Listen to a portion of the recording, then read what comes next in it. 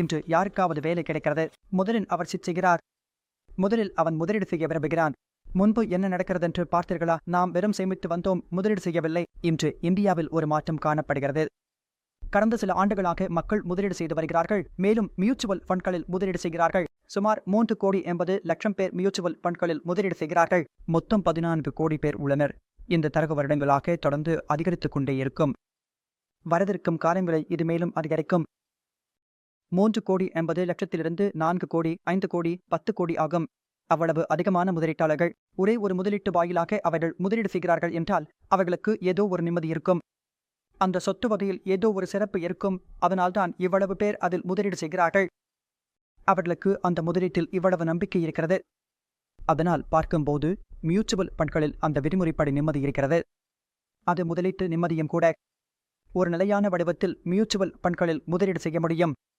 SEBI இருக்கிறது, அங்கே AMF இருக்கிறது. அவர்கள் முதலீட்டாளர்களின் கருத்துக்களை கேட்கிறார்கள், முதலீட்டாளர்களின் நலனை கவனிக்கிறார்கள். மற்றும் சென்ட் புத்தகத்தின் 9வது அதிகாரம் இவை பற்றிய அடிப்படையாக உள்ளது. முதலீட்டாளர் சேவையை அடிப்படையாக கொண்டு ஒரு முதலீட்டாளருக்கு எவ்வாறு சிறந்த அனுபவம் வழங்கலாம் என்பதையே அது கூறுகிறது. முதலீட்டாளருக்கு ஒரு சிறந்த முதலீட்டு அனுபவம் வழங்க வேண்டும். ஏனெனில் அவர் மியூச்சுவல் ஃபண்டில் முதலீடு செய்ய வருகிறார். அதனால் தனது நிதி இலக்குகளை நிறைவேற்ற வருகிறார். அவர் மிகவும் எளிதாகவும் எந்த சிரமமும் இல்லாமல் முதலீடு செய்ய முடியும். சில விஷயங்களில் இன்னும் கொஞ்சம் கவனம் செலுத்த வேண்டிய அவசியம் உள்ளது. ஆனால் காலம் செல்ல செல்ல எல்லா விஷயங்களும் மேலும் மேலும் சிறப்பாகி வருகிறது. ஹாய் நண்பர்களே, எங்கள் சேனலுக்கு மீண்டும் வரவேற்கிறோம். சென்ட்ரிசிட்டி உங்கள் செல்வ கூட்டாளி. என் பெயர் அனுஜ். நீங்கள் பார்க்கிறீர்கள் சீரிஸ் பாஸ் பார்ஷியோர் வீடியோக்கள். நாம் இதுவரை 8 அத்தியாயங்களை மற்றும் 7 கேக்களை கவர் செய்துள்ளோம். இது அத்தியாயம் எண் 9, முதலீட்டாளர் சேவை. எப்படி ஒரு முதலீட்டாளருக்கு சேவை வழங்கப்படுகிறது? எப்படி ஒரு முதலீட்டாளர் மியூச்சுவல் ஃபண்டில் முதலீடு செய்ய முடியும்? அதற்கான முறைகள் என்னென்ன? முழுமையாக முதலீட்டாளர் சேவை பற்றி அறிந்து கொள்ளலாம். இயக்குமுறைகள். மியூச்சுவல் ஃபண்ட்களின் இயங்கும் அம்சங்கள் என்ன? ஒரு ஏனேப்போ நியூ ஃபண்ட் ஆஃபர் வந்தால் அதன் செயல்முறை என்ன? மற்றும் எப்படி முதலீடு செய்ய முடியும்? எந்தெந்த விருப்பங்கள் கிடைக்கின்றன? கேவாய்சி என்றால் என்ன? அதனால் இன்று இந்த அத்தியாயத்தில் நாம் பல விஷயங்களை புரிந்து கொள்ளப் போகிறோம். அப்படியெனில் தொடங்கலாம். இன்று நாம் விவாதிக்கப் போகும் சில விஷயங்களை நான் உங்களிடம் சொல்லிக் கொள்கிறேன். நியூ ஃபண்ட் ஆஃபர் செயல்முறை, ஏனேப்போ விலை நிர்ணயம் மற்றும் மியூச்சுவல் ஃபண்ட் திட்டங்களை சந்தாதாரர்களுக்காக தொடர்ச்சியான விலை, முதலீட்டு திட்டங்கள் மற்றும் விருப்பங்கள், மியூச்சுவல் ஃபண்ட் யூனிட்கள், முதலீட்டாளர்களுக்கு ஒதுக்கீடு, கணக்கு அறிக்கையின் உள்ளடக்கம் மற்றும் கால அளவு, மியூச்சுவல் ஃபண்ட் முதலீட்டாளர் விண்ணப்பம், மியூச்சுவல் ஃபண்ட்களின் படிவம், நிதி பரிவர்த்தனைகள், கட் ஆஃப் நேரம் மற்றும் டைம் ஸ்டாம்பிங், கேவாய்சி தேவைகள், பல்வேறு வகையான சிஸ்டமேட்டிக் பரிவர்த்தனைகளின் செயல்பாட்டு அம்சங்கள் மற்றும் நிதி சாராத பரிவர்த்தனைகளின் செயல்முறை, மியூச்சுவல் ஃபண்ட்களின் நிலை மற்றும் சிறப்பு முதலீட்டாளர் வகைகளின் நிலை மாற்றம் மற்றும் முதலீட்டாளர் பரிவர்த்தனைகள். Turn around time. எனவே இந்த அனைத்து தலைப்புகளையும் இன்று நாம் கவரப்போகிறோம். நாம் ஏனிப்போ செயல்முறையிலிருந்து துவங்கலாம். ஒரு மியூச்சுவல் ஃபண்ட் நிறுவனம் முதன்முறையாக எந்தவொரு ஃபண்டையும் சந்தையில் முதலீட்டாளர்களுக்கு வழங்க விரும்பும் போது அது ஏனிப்போ மூலமாக, அதாவது நியூ ஃபண்ட் ஆஃபர் மூலமாக வழங்கப்படுகிறது. ஒரு நியூ ஃபண்ட் ஆஃபர் கொண்டு வருவதற்கான முழு செயல்முறை உள்ளது. அந்த செயல்முறை என்ன என்பதை புரிந்து கொள்வோம்.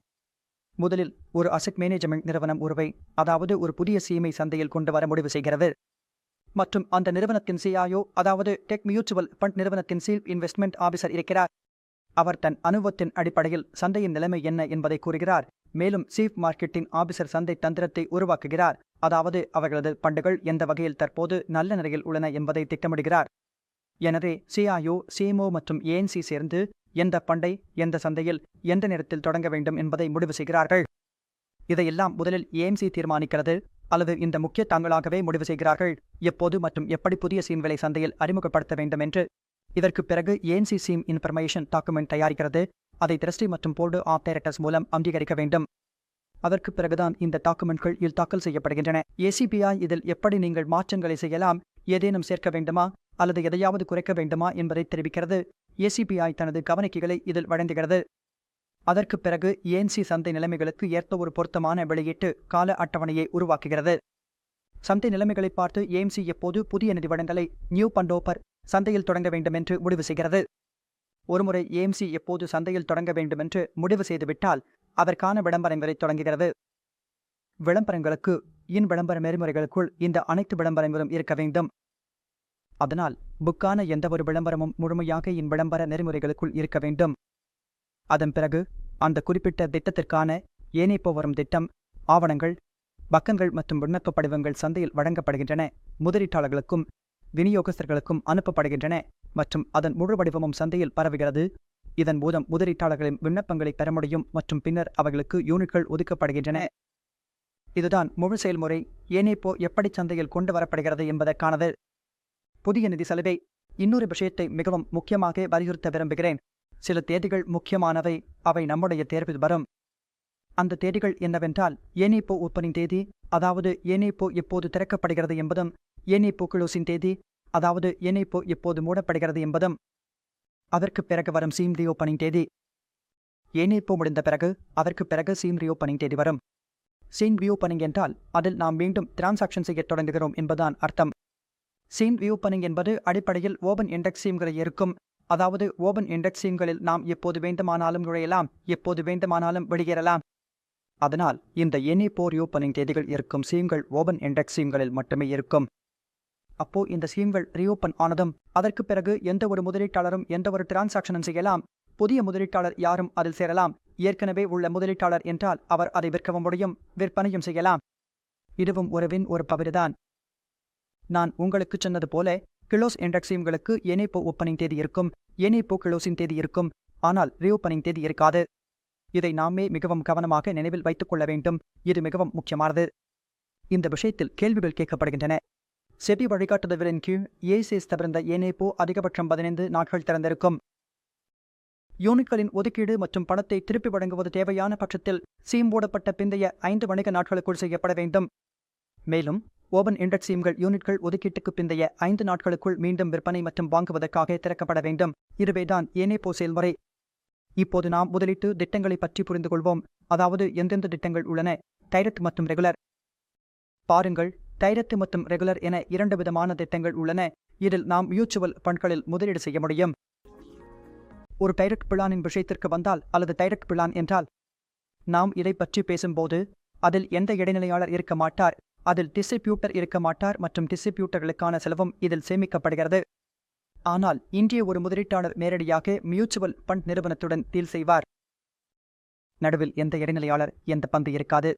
அவரை எல்லா பரிவர்த்தனைகள் மற்றும் விண்ணப்ப படிவங்களை தானாகவே பூர்த்தி செய்ய வேண்டும் அல்லது ஆன்லைனில் விண்ணப்பிக்க வேண்டும், பின்னர் அதை சமர்ப்பிக்கவும் வேண்டும். அதனால் இந்த வேலைகளை எல்லாம் முதலீட்டாளர் தானாகவே செய்கிறார். இது டைரக்ட் பிளான்களுக்கு வந்தால். மேலும் டைரக்ட் பிளான்களின் செலவும் கொஞ்சம் குறைவாக இருக்கும். ஆனால் ரெகுலர் பிளான்களில் ஒரு இடைநிலை நபர், இன்டர்மீடியரி உள்ளார். ஒரு டிஸ்ட்ரிபியூட்டர் இதில் இருப்பார். அவர் உங்களுக்கு ஆலோசனையும் தருகிறார், உங்களுக்கு விளக்குகிறார், ஸ்டீம்களை விநியோகிக்கிறார். மேலும் உங்கள் பரிவர்த்தனைகளை துவங்குவதிலிருந்து உங்கள் கணக்கு அறிக்கையை உங்களிடம் கொண்டு சேர்ப்பது வரை அந்த டிஸ்ட்ரிபியூட்டர் உங்கள் எல்லா வேலைகளையும் செய்கிறார். இந்த திட்டத்தின் செலவு கொஞ்சம் அதிகமாக இருக்கும், ஏனெனில் டிஸ்ட்ரிபியூட்டருக்கு என்சி கமிஷன் வழங்குகிறது. அதனால் இந்த இரண்டிலும் உள்ள வித்தியாசத்தை நீங்கள் புரிந்து கொள்ள வேண்டும். நீங்கள் டைரக்டாக செல்கிறீர்கள் என்றால் எல்லா வேலைகளையும் நீங்கள் தான் செய்ய வேண்டும். ஆனால் நீங்கள் ஒரு ரெகுலர் பிளானில் செல்கிறீர்கள், ஒரு டிஸ்ட்ரிபியூட்டர் மூலமாக செல்கிறீர்கள் என்றால் அங்கு உங்களுக்கு முதலீட்டில் ஒரு வசதியும் கிடைக்கும். அங்கே கொஞ்சம் கூடுதல் செலவு உங்களுக்கு ஏற்படலாம். பெரும்பாலான மியூச்சுவல் ஃபண்ட் திட்டங்கள் 2 வகையான முதலீட்டு விருப்பம் வரை வழங்குகின்றன. முதல் ஒன்று growth, இரண்டாவது டிவிடெண்ட், மேலும் மூன்றாவது டிவிடெண்ட் ரீஇன்வெஸ்ட்மெண்ட் என்ற விருப்பம் உள்ளது. வாங்க இந்த மூன்றும் என்னவென்று புரிந்து கொள்வோம். முதலாவது வளர்ச்சி. growth விருப்பத்தில் நமக்கு எல்லா போர்ட்போலியோ லாபங்களும் நம்முடைய இலையே தருகின்றன. போர்ட்போலியோவில் எவ்வளவு லாபம் வந்தாலும் அது நம்முடைய தொடர்ந்து அதிகரிக்கச் செய்கிறது. மேலும் ரிடம்ஷன் நேரத்தில் இருக்கும் மார்க்கெட் மதிப்பை நமக்கு வழங்குகிறார்கள். டிவிடெண்ட் விருப்பத்தைப் போல அல்லாமல் இங்கே நமக்கு எந்த பணமும் நேரடியாக வருவதில்லை அல்லது நம்முடைய வங்கி கணக்கில் எதுவும் கிடைக்காது. உங்களுடைய எல்லா போர்ட்போலியோ லாபங்களும் பதிவு செய்யப்படுகின்றன. மேலும் அந்த தொடர்ந்து வளர்ந்து கொண்டே இருக்கும். டிவிடெண்ட் பே அவுட் விருப்பத்தில் அந்த சீமில் எப்போது டிவிடெண்ட் வரும் என்றால் அது முறையாகவோ அல்லது முழுமையாகவோ ஃபண்ட் மேனேஜரின் விருப்பப்படி அந்த டிவிடெண்ட் உங்களுக்கு வழங்கப்படுகிறது. நீங்கள் டிவிடெண்ட் பே அவுட் விருப்பத்தை தேர்வு செய்தால் அதில் உங்களுக்கு கிடைக்கும் டிவிடெண்ட் அளவுக்கு உங்கள் குறையும். மூன்றாவது விருப்பம் டிவிடெண்ட் ரீஇன்வெஸ்ட்மெண்ட். இதில் கிடைக்கும் டிவிடெண்ட் மீண்டும் உங்கள் சீமில் முதலீடு செய்யப்படுகிறது. அதே சீமில் மீண்டும் உங்களுக்கு கூடுதல் யூனிட்கள் வழங்கப்படுகின்றன. அதனால் டிவிடெண்ட் ரீஇன்வெஸ்ட்மெண்ட் விருப்பத்தில் உங்கள் யூனிட்களின் எண்ணிக்கை அதிகரிக்கும். இங்கே புரிந்து கொள்ள வேண்டிய ஒன்று என்னவென்றால், டிவிடெண்ட் வழங்கப்பட்ட பிறகு அதை எக்ஸ்டிவிடெண்ட் என்று அழைக்கப்படுகிறது மற்றும் டிவிடெண்ட் அறிவிக்கப்பட்டு அது வழங்கப்படுவதற்குள் அதை கம்பிவிடெண்ட் என்று குறிப்பிடுகிறார்கள். இப்போது யூனிட்கள் ஒதுக்கீடு பற்றி பேசலாம். பாருங்கள், எந்த ஒரு முதலீட்டாளர் மியூச்சுவல் ஃபண்ட்களின் முதலீடு செய்யும் போது அவர் 10 ரூபாய் என்ற முக மதிப்பில் முதலீடு செய்கிறார். பெரும்பாலான அனைத்துக்களும் 10 ரூபாய் என்ற முக மதிப்பிலிருந்து துவங்குகின்றன. அதனால் நீங்கள் எவ்வளவு பணம் முதலீடு செய்தீர்களோ அதை 10 மைனஸ் ஆல் வகுத்தால் அதுவே உங்கள் கணக்கு அறிக்கையில் நீங்கள் பெறும் மொத்த யூனிட்களின் எண்ணிக்கையாகும். உதாரணத்திற்கு யாராவது 10,000 ரூபாய் முதலீடு செய்திருந்தால் மற்றும் 10 ரூபாய் என்ற முக மதிப்பில் இருந்தால் அவருக்கு 100 யூனிட்கள் கிடைக்கும். அந்த 100 யூனிட்கள் அவருடைய கணக்கு அறிக்கையில் காணப்படும். இதுவே முதலீட்டாளர்களுக்கு யூனிட்கள் ஒதுக்கப்படும் செயல்முறை. இப்போது முதலீட்டாளர்களுக்கான கணக்கு அறிக்கையை பற்றி பேசலாம். அதாவது ஒரு மியூச்சுவல் ஃபண்ட் நிறுவனம் எப்போது ஒரு முதலீட்டாளருக்கு கணக்கு அறிக்கை அனுப்ப வேண்டும் என்பதை பார்க்கலாம். முதலில் வருகிறது மாதாந்திர கணக்கு அறிக்கை. பாருங்கள், எந்த மாதத்தில் ஏதாவது நிதி பரிவர்த்தனை நடந்திருக்கிறதோ, நீங்கள் ஏதாவது வாங்கியிருக்கலாம் அல்லது விற்றிருக்கலாம், அல்லது ஏதாவது நிதி பரிவர்த்தனை நடந்திருக்கலாம், ஏதாவது ஸ்விட்ச் செய்திருந்தாலும் அதன் அறிக்கையை ஒரு மாதத்துக்குள் முதலீட்டாளருக்கு அனுப்ப வேண்டும். ஏதாவது பரிவர்த்தனை நடந்திருந்தால் ஒவ்வொரு மாதமும் அந்த அறிக்கை ஒரு முதலீட்டாளருக்கு கிடைக்கும். ஒவ்வொரு மாதமும் பரிவர்த்தனை நடக்கிறதென்றால் ஒவ்வொரு மாதமும் அறிக்கை கிடைக்கும். உதாரணத்திற்கு எஸ்ஐபி சிப் எடுத்துக்கொண்டால் எப்போதெல்லாம் எஸ்ஐபி பிடித்துக் கொள்ளப்படுகிறதோ, ஒரு மியூச்சுவல் ஃபண்ட் மாதம் எஸ்ஐபி இருந்தால் அந்த மியூச்சுவல் ஃபண்ட் நிறுவனம் ஒவ்வொரு மாதமும் முதலீட்டாளருக்கு அறிக்கை அனுப்பும். ஆண்டு கணக்கு அறிக்கை 6 மாதங்களாக எந்த பரிவர்த்தனையும் நடக்கவில்லை என்றால் அந்த ஆண்டுக்கான அறிக்கை ஒரு முதலீட்டாளருக்கு அனுப்பப்படும். மேலும் கான்சலிடேட்டட் கணக்கு அறிக்கையும் வரும். கான்சலிடேட்டட் கணக்கு அறிக்கையை பற்றி நமக்கு ஒரு முக்கியமான விஷயத்தை நன்றாக புரிந்து கொள்ள வேண்டும். கான்சலிடேட்டட் கணக்கு அறிக்கை ஒவ்வொரு காலண்டர் மாதத்திற்கும் அந்த மாதத்திற்கு பிறகு வரும் மாதத்தின் 15 தேதிக்குள் அல்லது அதற்கு முன்பாக தபால் மற்றும் மின்னஞ்சல் மூலம் அனுப்பப்படும். கடந்த மாதத்தில் அந்த போலியோவில் ஏதேனும் நிதி பரிவர்த்தனை நடந்திருந்தால் மட்டுமே. அதனால் இதுதான் நமக்கு கான்சலிடேட்டட் கணக்கு அறிக்கையுடன் தொடர்புடைய முக்கியமான விஷயம். இப்போது மியூச்சுவல் ஃபண்ட் முதலீட்டாளர்களை பற்றி பேசலாம். மியூச்சுவல் ஃபண்ட் முதலீட்டாளர் யார் ஆக முடியும்? யார் தகுதியுடையவர்? மியூச்சுவல் ஃபண்ட்களில் முதலீடு செய்ய தகுதி என்ன? முதலில் வருகிறார்கள் தனிப்பட்ட பிள்ளையர்கள். யார் யார் அந்த பிள்ளையர்கள்? அவர்களை நாம் தான் இண்டிவிடுவல் என்று அழைக்கிறோம். இண்டிவிடுவல் வகையில் யார் யார் அடங்குகிறார்கள்? வாங்க இந்த அட்டவணையை பார்த்து புரிந்து கொள்வோம். முதலில் வருகிறார்கள் இந்தியாவில் வசிக்கும் வயது 18க்கும் மேற்பட்ட பெரியவர்கள். அவர்கள் தனிப்பட்ட முறையிலும் கூட்டாகவும் முதலீடு செய்யலாம். குழந்தைகளும் இதில் அடங்குகிறார்கள். பெற்றோர்கள், 18 வயதுக்கு கீழ் உள்ளவர்கள், இன்னும் 18 வயது ஆகாதவர்கள் கூட முதலீடு செய்யலாம். ஆனால் அவர்கள் சட்டப்படி ஒப்பந்தத்தில் சேர தகுதி இல்லாததால் பாதுகாவலர் மூலமாகவே முதலீடு செய்ய வேண்டும் மற்றும் பாதுகாவலரின் KYC இங்கே தேவைப்படும். மூன்றாவது விருப்பம் இந்து ஒருங்கிணைந்த குடும்பங்கள் HUFs. அவர்களும் முதலீடு செய்யலாம். குடும்பத்தின் தலைவர், அவரை நாம்கர்த்தா என்று அழைக்கிறோம், அவரை முதலீடு செய்கிறார். ஒரு குடும்பத்தின் சார்பாக HUF சார்பாக கர்த்தா முதலீடு செய்கிறார். இதற்கு பிறகு நம் பார்வை நான்சிடன் இந்தியன்கள் NRI பக்கம் செல்கிறது. பாருங்கள், களும் தன்னவர் வகையில் சேர்க்கப்படுகிறார்கள். யாரெல்லாம் வெளிநாட்டில் வசிக்கிறார்கள்? இந்திய வம்சாவளியினர் அவர்கள் ஆனால் நான்சிடன் இண்டிவிடுவல்ஸ். இந்தியாவில் இல்லாமல் வெளிநாட்டில் வசிக்கிறவர்கள். அவர்கள் வெளிநாட்டில் தங்கியுள்ள இந்திய குடிமக்கள், வெளிநாட்டில் வேலை செய்பவர்கள், குடும்பம் வெளியில் இருப்பவர்கள். இவர்களுக்கு NRI என்று அழைக்கப்படுகிறது மற்றும் அவர்கள் இங்கே முதலீடு செய்ய அனுமதிக்கப்படுகிறார்கள். வெளிநாட்டு முதலீட்டாளர்கள் என்பது ஒரு மிக நல்ல விஷயம். பாருங்கள், வெளிநாட்டு முதலீட்டாளர்களும் ஈக்விட்டி ஸ்கீம்களில் முதலீடு செய்கிறார்கள். அவர்கள் மியூச்சுவல் ஃபண்ட்களிலும் முதலீடு செய்யலாம். ஆனால் அவர்கள் செபியிடம் அனுமதி பெற்றுக்கொண்டு KYC செயல்முறையை முடித்த பிறகு அவர்கள் மியூச்சுவல் ஃபண்ட்களில் முதலீடு செய்யலாம். அதனால் வெளிநாட்டு முதலீட்டாளர்களும் மியூச்சுவல் ஃபண்ட்களில் முதலீடு செய்ய முடியும். அப்படியென்றால் ரெசிடென்ட் இந்தியர்கள், HUF, நான் ரெசிடென்ட் இந்தியர்கள் மற்றும் வெளிநாட்டவர்கள் ஆகியோர் உள்ளனர். இந்த 4 வகைகளும் நம்முடைய தனிநபர் பிரிவில் வருகின்றன. மேலும் அவர்கள் இந்தியாவில் உள்ள மியூச்சுவல் ஃபண்ட் திட்டங்களில் முதலீடு செய்யலாம். இதற்கு பிறகு தனிநபர் அல்லாத வீரர்கள் வருகிறார்கள். ஏனெனில் அந்த நான்தனின்பர் வகையை நமக்கு மிகவும் தெளிவாக விளக்கியிருக்கிறார்கள். இந்த அட்டவணையில் நாம் எந்தெந்த பிள்ளையர்கள் நான்தனின்பர் வகையில் வருகிறார்கள் என்பதை பார்க்கப் போகிறோம். வாங்க அட்டவணையை பார்ப்போம். இந்தியாவில் பதிவு செய்யப்பட்டுள்ள நிறுவனங்கள் கார்ப்பரேட் நிறுவனங்கள். இந்தியாவில் பதிவு செய்யப்பட்ட எந்தவொரு நிறுவனமும் தனிநபர் அல்லாத முதலீட்டாளராக கருதப்படும். பதிவு செய்யப்பட்ட சமூகம், கூட்டுறவு சமூகம், மத மற்றும் தொண்டு நம்பிக்கையின் நம்பிக்கையாளர், தனியார் நம்பிக்கையின் நம்பிக்கையாளர், கூட்டாளித்துவ நிறுவனம், நபர்களின் சங்கம், தனிநபர்களின் குழு ஆகிய அனைத்தும் நான்தனின்பர் வகையில் சேர்க்கப்படுவார்கள். கூட்டுறவு வங்கிகள், பிராந்திய கிராமப்புற வங்கிகள், நிதி நிறுவனங்கள், முதலீட்டு நிறுவனங்கள் என எத்தனை வங்கிகள் இருந்தாலும் அவை தனிநபர் அல்லாத பிரிவில் கருதப்படும். வெளிநாட்டு போர்ட்போலியோ முதலீட்டாளர்கள், செபியுடன் பதிவு செய்யப்பட்ட முதலீட்டாளர்கள், இந்திய அரசால் அங்கீகரிக்கப்பட்ட சர்வதேச பன்முக முகவர்கள், இராணுவம், கடற்படை, விமானப்படை ஆகிய அனைத்து பிரிவுகளும் மேலும் தகுதியுள்ள அனைத்து நிறுவனங்களும் இந்த வகையில் சேர்க்கப்படுவார்கள். எந்தவொரு அறிவியல் ஆராய்ச்சி நிறுவனம், பல்கலைக்கழகம் மற்றும் கல்வி நிறுவனம் ஆகியவை அனைத்தும் நபர் அல்லாத வகை பிரிவின் ஒரு பகுதியாகும். இவர்கள் சமர்ப்பிக்கும் விண்ணப்பங்களை M.C. நபர் அல்லாத நிறுவனமாக கருதி பரிசீலிக்கும். அவர்களுக்கு கிடைக்கும் அனைத்து முதலீட்டு விருப்பங்களும் ஒரே மாதிரிதான், ஆனால் அவர்களுக்கான செயல்பாட்டு அம்சங்கள் மிகவும் வேறுபட்டவை. முதலீட்டிற்காக எடுத்துக்கொள்ள வேண்டிய ஆவணங்கள் இவர்களுக்கு வேறுபட்டதாக இருக்கும். இதில் நிறுவனத்தின் பான் கார்டு பயன்படுத்தப்படுகிறது. நிறுவனத்தின் KYC செய்யப்படுகிறது. கிரெடிட்களின் தகவல்கள் சேர்க்கப்பட வேண்டும். இதனால் ஒரு தனிப்பட்ட முதலீட்டாளர் மற்றும் ஒரு நான் இண்டிவிடுவல் முதலீட்டாளர் ஆகியோருக்கிடையில் இந்த தகவல்கள் மிகவும் வேறுபட்டவை. இப்போது மைனர் ஒருவர் யூனிட் ஹோல்டர் ஆகஸ்ட் இருப்பதை பற்றி பேசலாம்.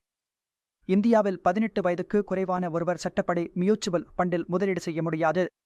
ஆனால் அவர் முதலீடு செய்ய விரும்பினால் அல்லது அவருடைய சட்டபூர்வ பாதுகாவலர் அவருடைய பெயரில் முதலீடு செய்யலாம் அல்லது செய்கிறார்கள். அந்த நிலையில் சட்டப்பூர்வ பாதுகாவலர் முழுமையான KYC முறைகளை பூர்த்தி செய்ய வேண்டும். அவர்களுக்கு தங்களுடைய KYC செய்ய வேண்டும். மேலும் அந்த 18 வயதுக்கு குறைவானவரின் பெயரில் அந்த முதலீடு செய்யப்படலாம். ஆனால் அவர் 18 வயதை கடந்தவுடன், அதாவது அவர் மேஜாரிட்டி அடைந்தவுடன், அந்த குறிப்பிட்ட முதலீட்டாளருக்காக அந்த குழந்தையின் தனிப்பட்ட KYC செய்யப்பட வேண்டும். அதற்கு பிறகு அவரது பான் கார்டு, ஆதார் கார்டு மற்றும் KYCக்கு தேவையான அனைத்து ஆவணங்களும் பெறப்படும். மேலும் மைனர் என்ற நிலை நீக்கப்பட்டு அதே நபருக்கு மேஜர் என்ற நிலை வழங்கப்படும். அந்த குறிப்பிட்ட போலியோவில் அதில் முதலீடு செய்தவருக்கே இது நடைமுறையில் இருக்கும். KYC விவரங்கள்: நீங்கள் எப்போது மியூச்சுவல் ஃபண்ட் நிறுவனத்தில் முதலீடு செய்ய வேண்டுமோ, எந்த மியூச்சுவல் ஃபண்ட் திட்டத்திலும் முதலீடு செய்ய வேண்டுமோ, உங்கள் KYC முடிந்திருக்க வேண்டும். KYC முடித்தல். KYC முடிப்பது ஒரே முறை செய்ய வேண்டிய ஒரு செயல்முறைதான். நீங்கள் ஒரே முறை KYC செய்ய வேண்டும். அதற்கு பிறகு நீங்கள் எப்போது மியூச்சுவல் ஃபண்ட் திட்டத்தில் முதலீடு செய்தாலும், எந்த திட்டத்திலும் முதலீடு செய்தாலும், எந்த மியூச்சுவல் ஃபண்ட் நிறுவனத்திலும் முதலீடு செய்தாலும் ஒவ்வொரு முறையும் KYC செய்ய வேண்டிய அவசியமில்லை. இது ஒரே முறை செய்ய வேண்டிய ஒரு செயல்முறைதான். ஆனால் இது ஒவ்வொரு முதலீட்டாளருக்கும் கட்டாயமான ஒரு செயல்முறை. அவர் தனிப்பட்ட முதலீட்டாளர் ஆனாலும் அல்லாதவராக இருந்தாலும் KYC எல்லோருக்கும் கட்டாயம். சொற்கா விவரங்கள் தான். இந்தியாவில் வரி செலுத்த வேண்டிய கட்டாயம் இல்லாத, வெளிநாட்டில் வரி செலுத்தும் தனிப்பட்ட முதலீட்டாளர்கள் தங்களுடைய விவரங்களை வழங்க வேண்டும். இதையே பக்கா விவரங்கள் FTC என்று அழைக்கப்படுகிறது. விண்ணப்பதாரர்களுக்கு, அதில் காப்பாளர் உட்பட, பிறப்பிடம் அல்லது வரி குடியிருப்பு இந்தியாவை தவிர வேறு நாடாக இருப்பவர்களுக்கு விண்ணப்பத்தில் கூடுதல் தகவல்கள் கேட்கப்படும். இதை வெளிநாட்டு கணக்கு வரி இணக்கம் சட்டம் பாட்கா மற்றும் பொதுவான அறிக்கை தரலை CRS என்று அழைக்கப்படுகிறது. அந்த தகவல்கள் என்னென்ன தேவைப்படுகின்றன என்றால், பிறந்த இடம், பிறந்த நகரம், பிறந்த நாடு மற்றும் அவருடைய தேசியத்துவம் ஆகியவை. எந்த நாடு பிறப்பிடம் என்றால் அது குறிப்பிடப்படும். வரி குடியிருப்பு நாடு இந்தியாவை தவிர வேறு நாடா என்றால் அதற்கு ஆம் அல்லது இல்லை என்று தெரிவிக்க வேண்டும். அவன் ஆம் என்று தெரிவித்தால் அவன் வரி செலுத்தும் அந்த நாட்டின் ஐடி எண்ணை அவன் உள்ளிட வேண்டும். இந்தியா தவிர வேறு நாட்டில் நீங்கள் வரி செலுத்துபவராக இருந்தால் இது கட்டாயமான செயல்முறையாகும். வங்கி கணக்கு விவரங்கள்: அனைத்து முதலீட்டாளர்களும் தங்களது வங்கி கணக்கு விவரங்களை விண்ணப்ப படிவத்துடன் கட்டாயமாக வழங்க வேண்டும். நாம் எப்போது விண்ணப்ப படிவம் நிரப்புகிறோமோ அப்போது வங்கி கணக்கு விவரங்களையும் வழங்க வேண்டும். ரத்து செய்யப்பட்ட காசோலை அல்லது நீங்கள் முதலீட்டிற்காக வழங்கும் காசோலையின் விவரங்களை அதே வங்கி விவரங்களில் நீங்கள் நிரப்பலாம். வங்கி விவரங்கள் கட்டாயம் வழங்கப்பட வேண்டும். எந்த வகையான முதலீட்டாளராக இருந்தாலும், யாராக இருந்தாலும் அவர்கள் தங்களுடைய வங்கி விவரங்களை நிச்சயமாக வழங்க வேண்டும்.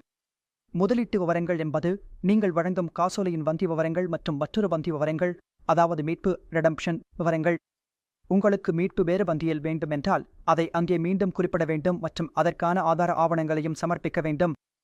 அப்படியானால் உங்கள் மீட்பு வங்கி வேறு வங்கியாக இருந்தால் அதற்காக ரத்து செய்யப்பட்ட காசோலை அல்லது பாஸ்போர்ட் நகல் M.C.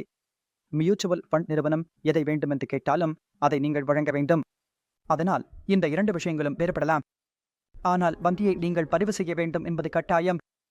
நீங்கள் ஒன்றுக்கு மேற்பட்ட வங்கிகளையும் பதிவு செய்யலாம். யூனிட் ஹோல்டிங் அர்த்தம்: நீங்கள் உங்கள் யூனிட்களை பிசிகல் வடிவிலும் அல்லது டிமாட் வடிவிலும் வைத்திருக்கலாம்.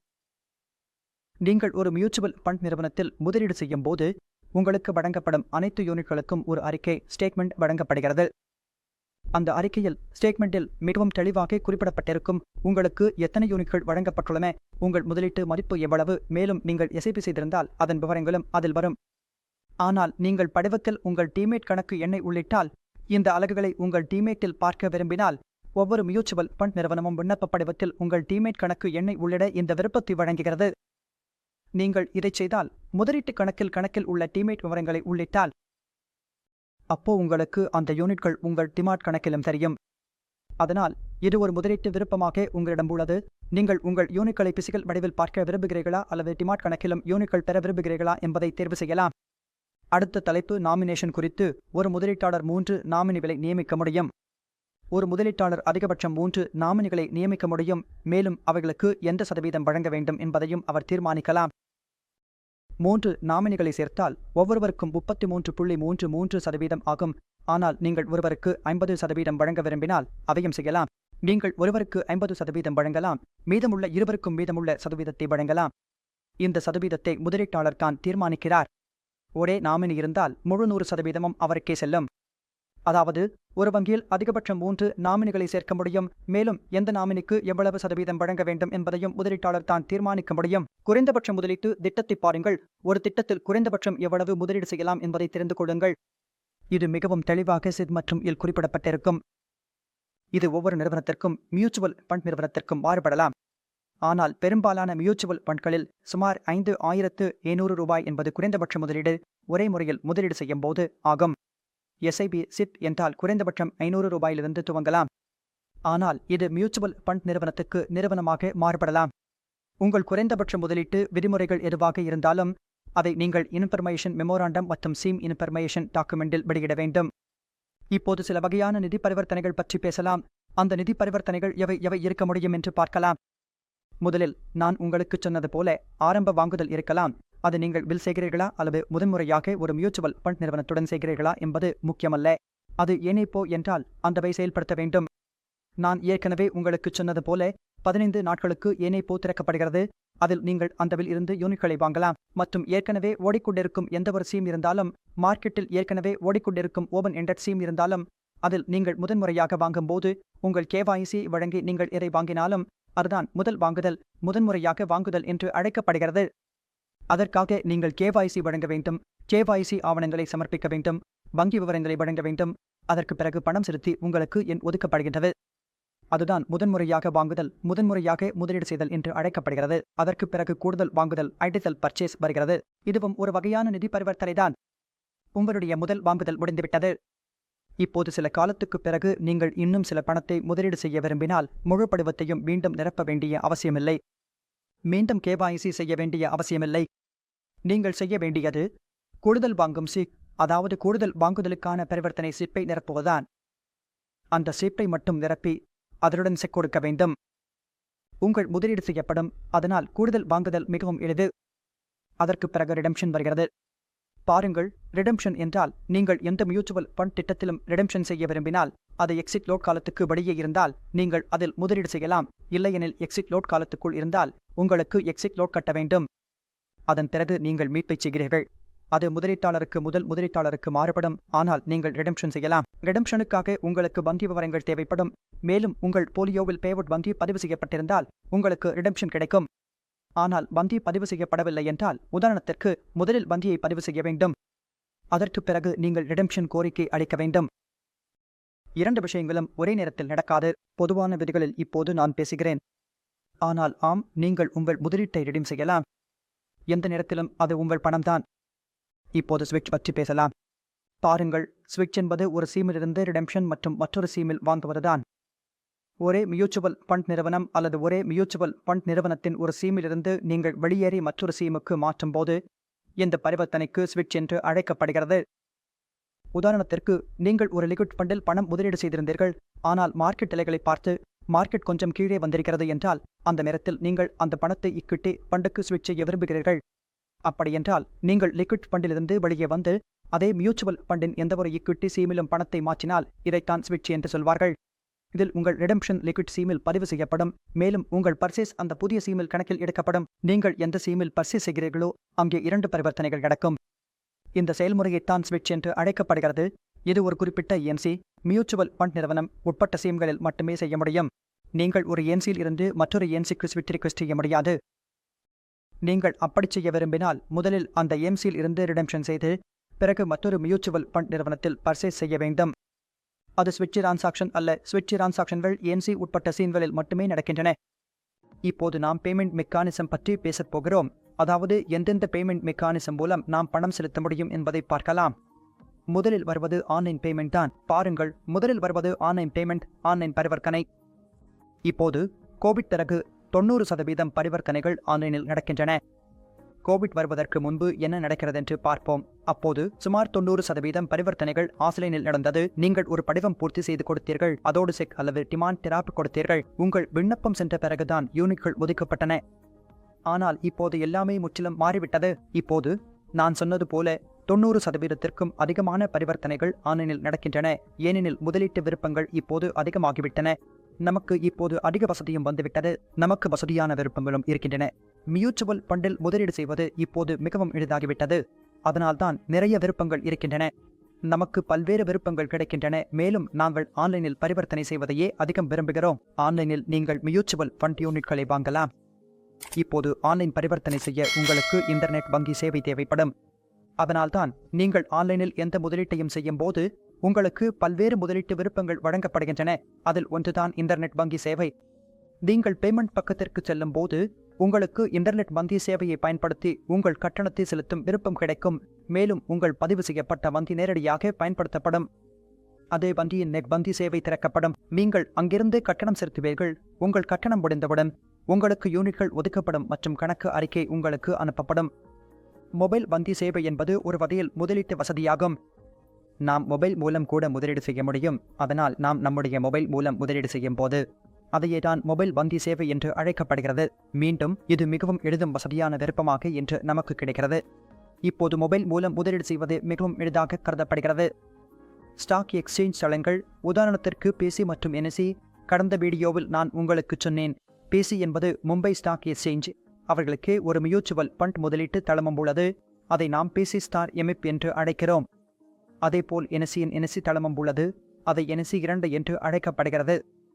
அப்படியென்றால் ஒரு தனிப்பட்ட முதலீட்டாளர் இந்த தளங்களின் மூலம் முதலீடு செய்கிறார். ஸ்டாக் எக்ஸ்சேஞ்ச் தளத்தின் மூலம் முதலீடு செய்கிறார் என்றால் அதை ஸ்டாக் எக்ஸ்சேஞ்ச் வாயிலாக முதலீடு செய்தல் என்று அழைக்கப்படுகிறது. அடுத்ததும் மிகவும் முக்கியமான தலைப்பு ODM. இது முதலீட்டு விருப்பங்களின் ஒரு பகுதியாகும். ODM என்றால் ஒற்றை முறை அனுமதி, ஒன் டைம் மைண்டேட் என்பதாகும். நாம் நமது வங்கிக்கு ஒரு அனுமதி மாண்டேட் அளிக்கும் போது, குறிப்பிட்ட ஒரு பரிவர்த்தனை செய்யும் போது, அந்த வங்கிக்கு நாமே ஒரு படிவத்தை பூர்த்தி செய்து எப்போதும் நான் பரிவர்த்தனை செய்யும் போதும் அந்த தொகையை கழித்து மியூச்சுவல் ஃபண்ட் நிறுவனத்தின் திட்டத்தில் அனுப்ப சொல்லும் போது அவையே ODM பரிவர்த்தனை என்று அழைக்கப்படுகிறது. பொதுவாக ODM என்பது களில் நடக்கிறது. நாம் ODM படிவத்தை பூர்த்தி செய்து அந்த ODM படிவம் வங்கிக்கு அனுப்பப்படுகிறது. அதாவது எப்போது நமது சிப் நடக்கிறதோ, எந்த ஒரு வங்கும் பரிவர்த்தனையும் செய்யும் போது அந்த இடத்தில் ODM பயன்படுத்தப்படும். வங்கி உடனே உங்கள் பணத்தை டெபிட் செய்து திட்டத்தில் அனுப்பிவிடும். அதனால்தான் இதை ODM பரிவர்த்தனை என்று அழைக்கப்படுகிறது.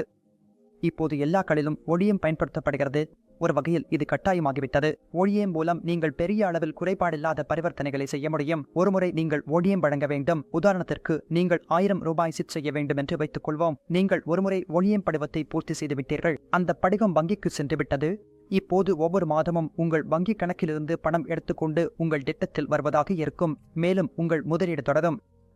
இதுதான் ODM வசதி. மற்றொரு கட்டண முறைகள் என்றால் செக் மற்றும் டிமாண்ட் டிராஃப்ட். நான் ஏற்கனவே சொன்னது போல செக் மூலமாகவும் நீங்கள் முதலீடு செய்யலாம். நீங்கள் முதலீட்டு படிவத்துடன் ஒரு செக் எழுதி வழங்கலாம் அல்லது டிமாண்ட் டிராஃப்டும் வழங்கலாம். மியூச்சுவல் ஃபண்ட் நிறுவனம் இந்த இரண்டையும் ஏற்கிறது, அதாவது செக் மற்றும் டிமாண்ட் டிராஃப்ட். இப்போது நாம் கட் ஆஃப் டைமிங் மற்றும் டைம் ஸ்டாம்ப் பற்றி பேசப் போகிறோம்.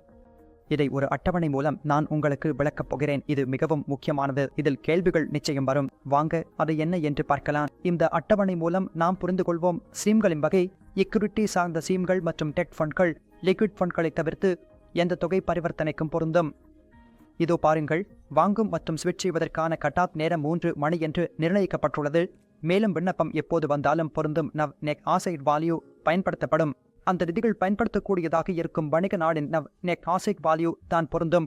நீங்கள் ஏதேனும் ஈக்விட்டி சார்ந்த திட்டத்தில் அல்லது டெட் ஃபண்டில் முதலீடு செய்திருந்தால், மேலும் நீங்கள் 3 மணிக்கு முன்பாக வாங்கும் அல்லது ஸ்விட்ச் செய்யும் விண்ணப்பத்தை கொடுத்திருந்தால், விண்ணப்பம் எப்போது வந்தாலும் பொருட்படுத்தாமல் உங்கள் பணம் மியூச்சுவல் ஃபண்ட் நிறுவனத்துக்கு வந்த நாளின் நெக் ஆசைட் வேல்யூ உங்களுக்கு வழங்கப்படும். அதனால் இது மிகவும் தெளிவாக இருக்கிறது. ஈக்விட்டி ஃபண்ட்களும் டெட் ஃபண்ட்களும் லிக்விட் ஃபண்ட்களை தவிர்த்து நீங்கள் வாங்கும் அல்லது ஸ்விட்ச் செய்யும் விண்ணப்பத்தை 3 மணிக்கு முன்பாக கொடுத்தால் உங்கள் பணம் எந்த நாளில் வந்தாலும் அந்த நாளின் உங்களுக்கு ஒதுக்கப்படும். 3 மணி என்பது அந்த நாளுக்கான கட் ஆஃப் நேரம் என்று குறிப்பிடப்பட்டுள்ளது. நீங்கள் இன்று 3 மணிக்கு முன்பாக விண்ணப்பத்தையும் கொடுத்திருந்தால், இன்று 3 மணிக்கு முன்பாக உங்கள் பணமும் வந்திருந்தால், உங்களுக்கு ஈக்விட்டி மற்றும் டெட் ஸ்கீம்களில் அதே நாளில் ஒதுக்கப்படும். இப்போது பார்க்கலாம் லிக்விட் ஸ்கீம்களில், அதாவது லிக்விட் ஃபண்ட்களில் என்ன நடக்கிறது என்று பாருங்கள். மற்ற பாங்கும் மற்றும் ஸ்விட்ச் செய்வது. நீங்கள் எந்த பாங்கும் விண்ணப்பத்தையோ அல்லது ஸ்விட்ச் விண்ணப்பத்தையோ கொடுத்தால், கட் ஆஃப் நேரம் என்பது மதியம் 1 மணி. மதியம் 1 மணிக்கு முன்பாக லிக்விட் ஃபண்டில் பாங்கும் அல்லது ஸ்விட்ச் விண்ணப்பம் கொடுக்கப்பட்டு, அந்த கட் ஆஃப் நேரத்திற்கு முன்பே அது வந்துவிட்டது மற்றும் பயன்படுத்துவதற்கான நிதியம் கட் ஆஃப் நேரத்திற்கு முன்பே கிடைத்துவிட்டது என்றால், அப்பொழுது விண்ணப்பம் வந்த நாளுக்கு முந்தைய நாளின் முடிவில் இருக்கும் நம் நெக் ஆசைட் விலை பொருந்தும். அதாவது நீங்கள் அந்த நாளில் மதியம் 1 மணிக்கு முன்பாகவே உங்கள் விண்ணப்பத்தை கொடுத்து விட்டீர்கள். மதியம் 1 மணிக்கு முன்பாகவே உங்கள் பணமும் மியூச்சுவல் ஃபண்ட் நிறுவனத்தில் வந்து சேர்ந்துவிட்டது என்றால், உங்களுக்கு அதற்கு முந்தைய நாளில் வழங்கப்படும். அது ஒதுக்கீடு செய்யப்படும். மியூச்சுவல் ஃபண்ட் மற்றும் லிக்விட் ஸ்கீம்கள் குறித்து பேசும்போது கவனமாக கேட்க வேண்டிய விஷயம் இது. நீங்கள் லிக்விட் மியூச்சுவல் ஃபண்ட் அல்லது லிக்விட் ஸ்கீம்களில் முதலீடு செய்யும் போது, நீங்கள் மதியம் 1 மணிக்கு முன்பாகவே அந்த ஸ்கீமுக்கு பணத்தை அனுப்பி டிரான்ஸ்ஃபர் செய்து ஏன்சி உங்கள் பணம் வந்துவிட்டது என்று அங்கீகரித்தால், அப்பொழுது உங்களுக்கு முந்தைய நாளின் அதாவது நீங்கள் டிரான்சாக்ஷன் செய்த நாளுக்கு முந்தைய நாளின் வழங்கப்படும். இதுதான் லிக்விட் ஸ்கீம்களின் செயல்முறை. இவையெல்லாம் வாங்கும் டிரான்சாக்ஷன்கள். இப்போது ரெடெம்ப்ஷன் டிரான்சாக்ஷன்கள் எப்படி நடக்கின்றன என்று பார்க்கலாம். அவற்றின் கட் ஆஃப் நேரங்களை ஒரு அட்டவணையில் புரிந்து கொள்வோம். வாங்க இந்த அட்டவணையை பார்க்கலாம். திரவ நிதிகள் அல்லாத பங்கு சார்ந்த நிதிகள் மற்றும் கடன் நிதிகள். மீட்பு மற்றும் மீண்டும் மாறுதல். 3 மணிக்கு கட் ஆஃப் நேரம். அதற்கு முன்பு பெறப்பட்டால் அதே நாளில் வழங்கப்படும். நீங்கள் 3 மணிக்கு முன்பாக விண்ணப்பத்தை வழங்கினால் அதே நாளில் உங்களுக்கு வழங்கப்படும். ரெடெம்ப்ஷன் செய்யும் விஷயத்திற்கு வந்தால், நீங்கள் எந்த ஸ்கீமிலும் ரெடெம்ப்ஷன் செய்ய விரும்பினால், அது ஈக்விட்டி ஆனாலும் டெட் ஆனாலும் பரவாயில்லை. நீங்கள் எந்த ஈக்விட்டி அல்லது டெட் ஃபண்ட் ஸ்கீம்களில் இருந்து ரெடெம்ப்ஷன் செய்ய விரும்பினால், உங்கள் விண்ணப்பத்தை 3 மணிக்கு முன்பாக சமர்ப்பிக்க வேண்டும். நீங்கள் அந்த நாளுக்கான பரிவர்த்தனையை விரும்பினால், உங்கள் விண்ணப்பம் 3 மணிக்கு முன்பாக வந்திருக்க வேண்டும். 3 மணிக்கு முன்பாக இருந்தால் அதே நாளின் நவ்வில் உங்கள் ரெடெம்ப்ஷன் செய்யப்படும். ஆனால் 3 மணிக்கு பிறகு வந்தால் அடுத்த வணிக நாளின் நவ்வில் ரெடெம்ப்ஷன் வழங்கப்படும். இதுதான் இங்கே புரிந்து கொள்ள வேண்டிய முக்கியமான விஷயம். இப்போது பார்க்கலாம் லிக்விட் ஃபண்ட்களில் ரெடெம்ப்ஷன் செய்யும் போது எப்படி ட்ரீட்மெண்ட் செய்யப்படுகிறது என்பதை. லிக்விட் ஃபண்ட்கள் ரெடெம்ப்ஷன் மற்றும் ஸ்விட்ச் அவுட் கட் ஆஃப் நேரம் மீண்டும் இங்கே 3 மணி நேரம் 3 PM தான் அடுத்த வணிக நாளுக்கு முந்தைய நாளின் நெக் ஆசைட் வேல்யூ பயன்படுத்தப்படும். கட் ஆஃப் நேரத்திற்கு முன்பு பெறப்பட்டால். எனவே நீங்கள் உங்கள் ஆர்டரை பிற்பகல் 3 மணிக்குள் சமர்ப்பித்திருந்தால், கடைசி நேரத்திற்கு முன் கிடைத்தால், அடுத்த வேலை நாளுக்கு முன்னதாக டெலிவரி தேதி உடனடியாக அறிவிக்கப்படும். எனவே மறுநாள் படகு உங்களுக்கு இங்கே கிடைக்கும். ரெடெம்ப்ஷன் மற்றும் லிக்விட் ஸ்கீம்கள் குறித்து பேசும்போது இந்த அத்தியாயத்தின் அடுத்த தலைப்பு KYC ஆவணங்கள் மற்றும் KYC செயல்முறை. KYC செயல்முறை என்பது என்ன மற்றும் தேவையான ஆவணங்கள் என்னென்ன? நான் ஏற்கனவே சொன்னது போல, நீங்கள் மியூச்சுவல் ஃபண்டில் முதலீடு செய்ய விரும்பினால் KYC என்பது கட்டாயமான ஒரு செயல்முறை. இப்போது இது கட்டாயமாக்கப்பட்டுள்ளது. யாரும் மியூச்சுவல் ஃபண்டில் முதலீடு செய்ய விரும்பினால் அவர்கள் KYC செயல்முறையை கடந்து செல்ல வேண்டும். அதனால் நீங்கள் உங்கள் முடிக்க வேண்டும். அப்படியென்றால் தேவையான ஆவணங்கள் என்னென்ன என்று பார்க்கலாம். முதலில் பான் கார்டு தேவை. அதாவது நீங்கள் உங்கள் பான் கார்டை வைத்திருக்க வேண்டும். முதலில் பான் கார்டு அவசியம் தேவை. உங்கள் பான் கார்டு இருக்க வேண்டும் என்பது கட்டாயம். உங்கள் பான் கார்டை வழங்கியவுடன் அடுத்ததாக முகவரி ஆதாரம் அட்ரஸ் ப்ரூஃப் தேவை. முகவரி ஆதாரத்திற்கு நீங்கள் வழங்கக்கூடிய ஆவணங்களின் பட்டியல் உள்ளது. ஆனால் உங்கள் பான் கார்டும் முகவரி ஆதாரமும் கட்டாயம் தேவை. PAN card, Aadhaar card, email முகவரி, மொபைல் நம்பர் மற்றும் நேரில் சரிபார்ப்பு ஆகியவை. இவை எல்லாம் தேவையானவை. நேரில் சரிபார்ப்பை உங்கள் டிஸ்ட்ரிபியூட்டரும் மியூச்சுவல் ஃபண்ட் நிறுவனமும் செய்யலாம். நீங்கள் நேரடியாக மியூச்சுவல் ஃபண்டில் முதலீடு செய்கிறீர்கள் என்றால், எனவே நீங்கள் எந்த மியூச்சுவல் ஃபண்டிலும் எந்த மியூச்சுவல் ஃபண்ட் திட்டத்தில் முதலீடு செய்கிறீர்கள் என்றால், முதலீடுகளுக்கு முன்பே KYC கடனின் செயல்முறை முடிக்கப்பட வேண்டும். இதுதான் KYC செயல்முறை. இப்போது நாம் சிஸ்டமேட்டிக் பரிவர்த்தனைகள் பற்றி பேசப் போகிறோம். இதில் முதல் விருப்பம் SIB ஆகும். பாருங்கள், SIB என்றால் சிஸ்டமேட்டிக் இன்வெஸ்ட்மெண்ட் பிளான் என்று அர்த்தம். ஒரு சில்லறை முதலீட்டாளருக்கு இதைவிட சிறந்த முதலீட்டு விருப்பம் இல்லை என்று நான் சொல்ல வேண்டும். இன்று இந்தியாவில் யாராவது முதலீடு செய்கிறார்கள் என்றால் 90% முதலீடுகள் SIB மூலமாகத்தான் நடக்கின்றன. SIB இன்று ஒரு சில்லறை முதலீட்டாளருக்கு மிகச்சிறந்த விருப்பமாக மாறிவிட்டது. சேமிப்பதற்கு இது மிகவும் அவசியமானதாக உள்ளது. நீங்கள் எதையாவது சேமித்து வைத்தால் அதை முதலீடு செய்யலாம். மேலும் நீங்கள் எஸ்ஐபி மூலம் முதலீடு செய்கிறீர்கள் என்றால் உங்கள் பணம் அதிகமாக வளர வாய்ப்புகள் அதிகம். வாங்க எஸ்ஐபி என்றால் என்ன என்பதை நம்மால் புரிந்து கொள்வோம். பாருங்கள், முதலில் நான் உங்களுக்கு சொல்ல வேண்டும், ஒரு எஸ்ஐபி ஒரு முக்கிய கொள்கையில் செயல்படுகிறது. எஸ்ஐபி ரூபாய் காஸ்ட் அவரேஜிங் என்ற கொள்கையில் செயல்படுகிறது. அதாவது இது உங்கள் செலவினை சராசரியாக்குகிறது. வாங்க ஒரு உதாரணம் மூலம் புரிந்து கொள்வோம். இன்று ஒரு கிலோ தக்காளி அல்லது நாமும் சொல்வது போல ஒரு கிலோ தக்காளியின் விலை 200 ரூபாய் ஆகிவிட்டது. இப்போது நீங்கள் ஒரு கிலோ தக்காளிக்கு வாங்கியுள்ளீர்கள். அடுத்த மாதம் மார்க்கெட் விலை குறையலாம். அப்போது தக்காளிக்கு விற்கப்படலாம். அடுத்த மாதம் நீங்கள் மீண்டும் தக்காளி வாங்குவீர்கள். இப்போது நீங்கள் ஒரு கிலோவைக்கு வாங்கியுள்ளீர்கள். மேலும் ஒரு கிலோவைக்கு வாங்கியுள்ளீர்கள். ஏனெனில் அடுத்த மாதம் அதன் விலை குறைந்துவிட்டது. அப்படியென்றால் உங்கள் சராசரி என்னவாகும்? 2 கிலோவிற்கான சராசரி இங்கே 150 ரூபாய் ஆகிறது. இப்போது எடுத்துக்காட்டாக 3வது மாதத்தில் மார்க்கெட் மீண்டும் தொடலாம் அல்லது மார்க்கெட் அந்த தக்காளியின் மார்க்கெட் விலை மீண்டும் தொடினால் அந்த நிலையில் என்ன நடக்கும்? உங்களுக்கான லாபம் எவ்வளவு ஆகும்? இந்த நிலையில் உங்களுக்கான லாபம் ஒரு கிலோக்கு 50 ரூபாய் ஆகும். 100 ரூபாய் நீங்கள் சம்பாதித்துள்ளீர்கள், ஏனெனில் நீங்கள் கீழ் விலையில் வாங்கியுள்ளீர்கள். அதேபோல் இதுதான் மியூச்சுவல் ஃபண்ட் திட்டங்களுடனும் நடக்கிறது. மியூச்சுவல் ஃபண்ட் என்ற பெயரில் நீங்கள் ஒரு திட்டத்தில் எஸ்ஐபி செய்கிறீர்கள் என்றால் அந்த திட்டத்தில் நீங்கள் ஒவ்வொரு மாதமும் எஸ்ஐபி செய்கிறீர்கள். ஒவ்வொரு மாதமும் உங்கள் கணக்கிலிருந்து பணம் கழிக்கப்பட்டு மியூச்சுவல் ஃபண்ட் திட்டத்திற்கு செல்கிறது. மேலும் மார்க்கெட் நிலைமை குறைந்திருக்குமானால், மார்க்கெட் கீழே சென்றிருந்தால், நீங்கள் இன்று எஸ்ஐபி எடுத்துள்ளீர்கள். அடுத்த மாதம் மார்க்கெட் கீழே வந்தால், மார்க்கெட் எவ்வளவு கீழே வந்தாலும் உங்கள் எஸ்ஐபி அப்போது செயல்படும். மேலும் உங்கள் சராசரி செலவு குறைந்து கொண்டே போகும். மேலும் கீழ்நிலைகளில் அதிகமான யூனிட்கள் சேரும். அதனால் நீங்கள் கீழே வாங்கும் போதும் மார்க்கெட் எப்போது மேலே வந்தாலும் உங்களுக்கு ரிட்டர்ன் கிடைக்கும். பொதுவாக ஒருவர் 100 ரூபாய் முதலீடு செய்யும் போது அது 100 ரூபாய் ஆகஸ்ட் மாறுகிறது. ஒரு இண்டெக்ஸ் விலை இருக்கிறது என்று வைத்துக் கொள்வோம். அது முழு வருடமும் குறைந்தது வந்தது 60 ரூபாய் வரை வந்தது. நீங்கள் அந்த கீழ்நிலைகளில் முதலீடு செய்துள்ளீர்கள். பிறகு அந்த வருட முடிவில் அது மீண்டும் வந்துவிடுகிறது. அப்படியென்றால் இண்டெக்ஸ் நிலை 100 ரூபாய் என்று இருக்கும். ஆனால் நீங்கள் கீழ்நிலைகளில் முதலீடு செய்துள்ளதால் உங்கள் 80 ரூபாய் ஆகஸ்ட் இருக்கும். இந்த நிலையில் உங்களுக்கு 20 ரூபாய் லாபம் கிடைக்கும். அதனால் ஒரு ரீடெயிலருக்கு சிப் மிகவும் சிறந்த விருப்பம். ஏனெனில் நாம் எடுத்துக்காட்டில் சொன்னது போல மார்க்கெட் எவ்வளவு குறைந்தாலும் அதில் அதிக லாபம் கிடைக்கும். மார்க்கெட் கீழே சென்ற அளவுக்கு நீங்கள் அதிகம் முதலீடு செய்ய முடியும். அதனால் உங்களுக்கு அதிகமான யூனிட்கள் கிடைக்கும். மேலும் உங்கள் சராசரி விலை குறைந்துவிடும். மற்றும் இறுதியில் பார்த்தால் நீண்ட காலத்தில் மார்க்கெட் மேலே போகத்தான் இருக்கிறது. நம்முடைய நிப்தி ஒரு 1000 என்ற நிலைமையில் தொடங்கியது. அது 2000ஆம் ஆண்டில் இன்று 2023 இல் நிப்தி இங்கே இருக்கிறது என்று பாருங்கள். இன்று நிப்தியின் விலை 20,049 1500. சென்செக்ஸ் 100 ரூபாயில் இருந்து 1979ஆம் ஆண்டில் தொடங்கியது. இப்போது அது 55,000 நிலைகளில் வர்த்தகம் செய்யப்படுகிறது.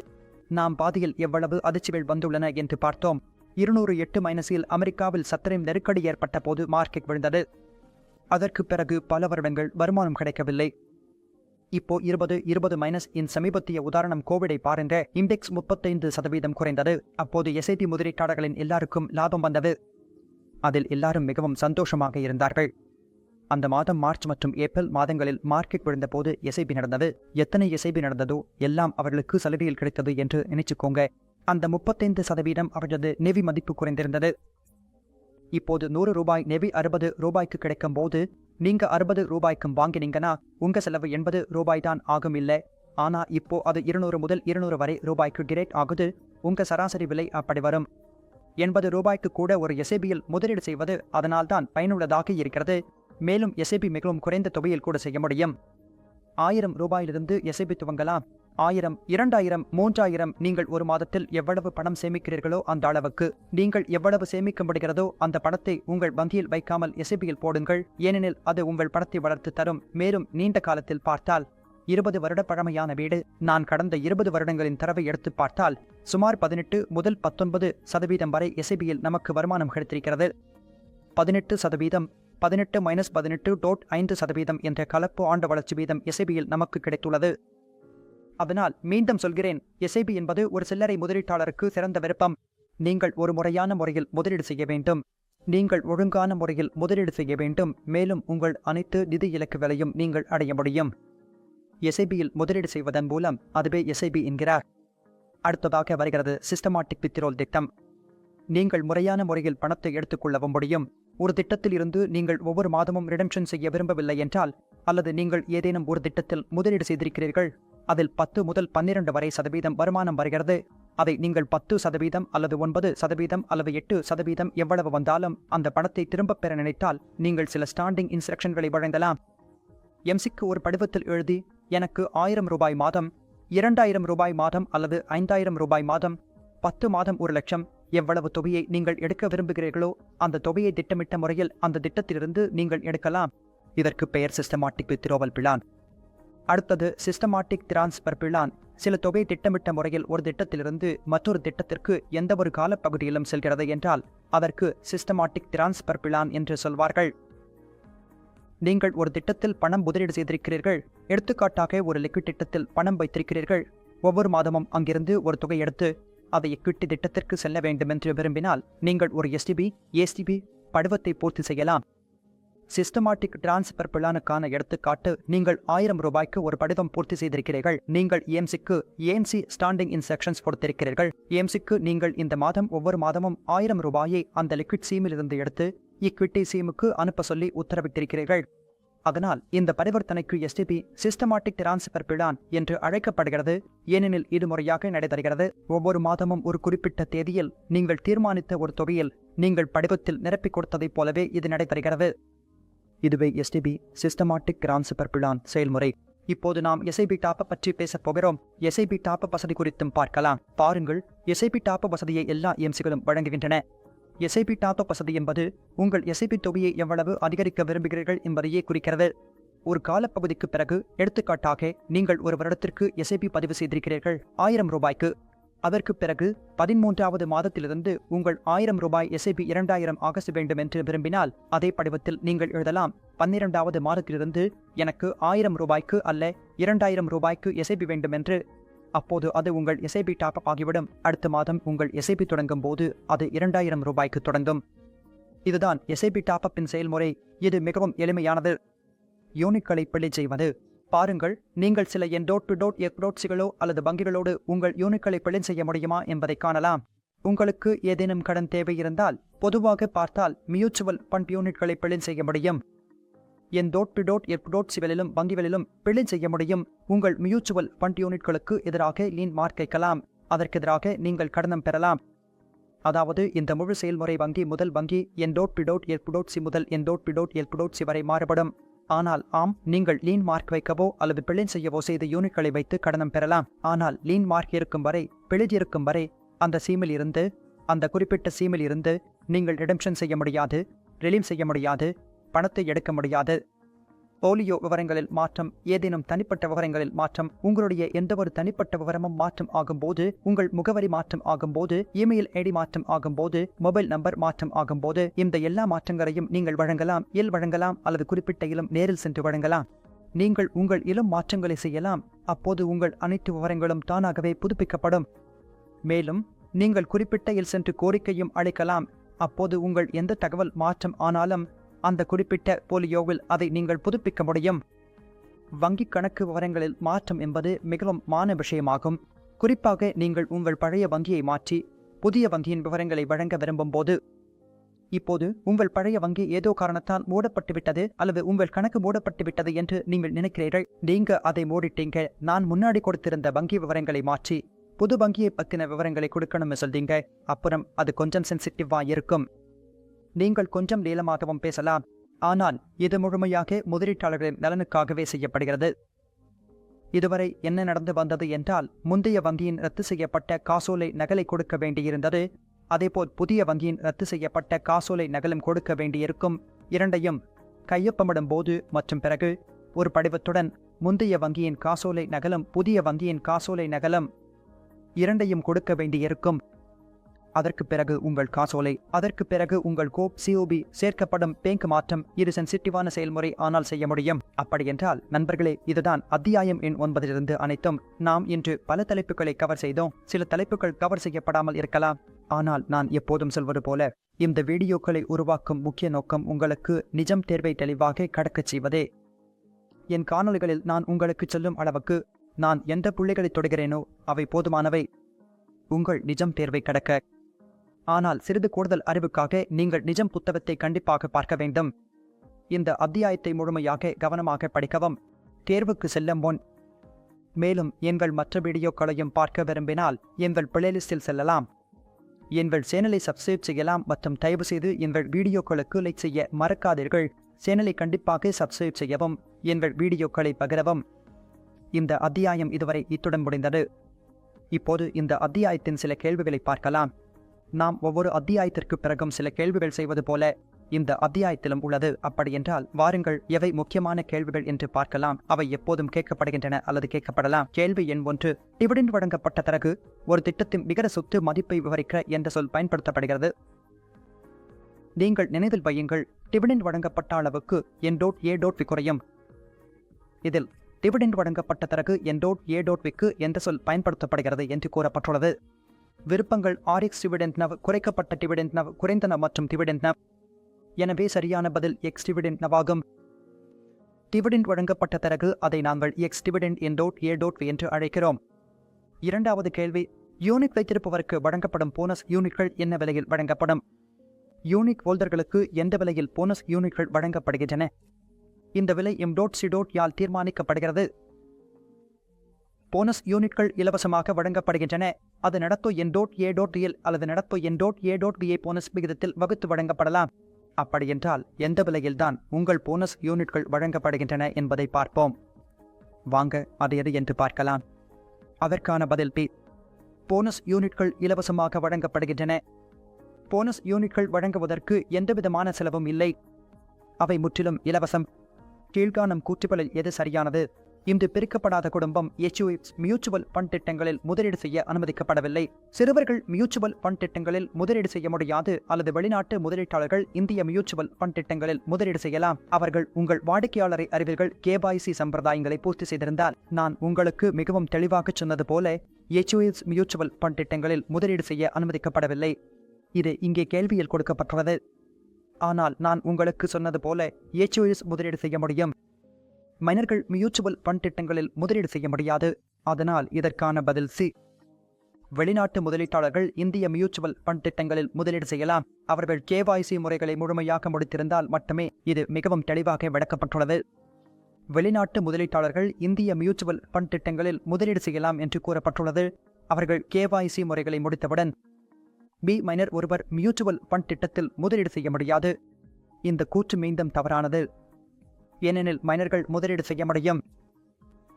ஆனால் அவர்களின் பெற்றோர் அல்லது காப்பாளர் அவர்களுக்கு KYC செய்வார்கள். மேலும் மைனர் பெயரில் கூட முதலீடு செய்யலாம். அதனால் பலருக்கும் விருப்பம் பி கூட சரியாக இருக்கலாம் என்று தோன்றியிருக்கலாம். ஆனால் சரியான பதில் இந்த விருப்பம் சி. மைனர் விண்ணப்பிக்கும் போது எந்த KYC பூர்த்தி செய்ய வேண்டும்? மைனர் பெயரில் விண்ணப்பம் செய்வது குறித்து கடந்த கேள்வியிலும் நாம் பார்த்தோம். அதனால் காப்பாளர் கார்டியன் KYC கட்டாயம் செய்ய வேண்டும். அதனால் இதற்கான பதில் தானாகவே விருப்பம் பி, அதாவது காப்பாளர். அதாவது மைனர் பெயரில் விண்ணப்பம் செய்யும் போது பூர்த்தி செய்ய வேண்டிய KYC என்பது காப்பாளர் KYC ஆகும்.